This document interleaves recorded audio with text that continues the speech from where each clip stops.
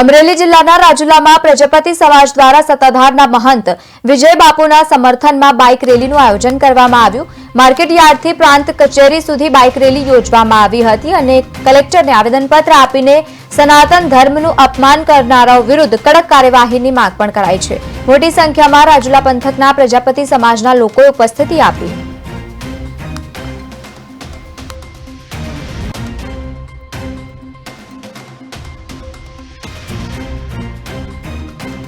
અમારો પ્રજાપતિ સમાજ એનું આસ્થાનું કેન્દ્ર છે સત્તાધાર એટલે શામજી બાપુ લઈ લ્યો આપા બી ગીગા વખતથી અમારી ઓછામાં ઓછી મને યાદ છે ત્યાં સુધી અમારી 7-8 પેઢીથી બધા પૂજીએ છીએ।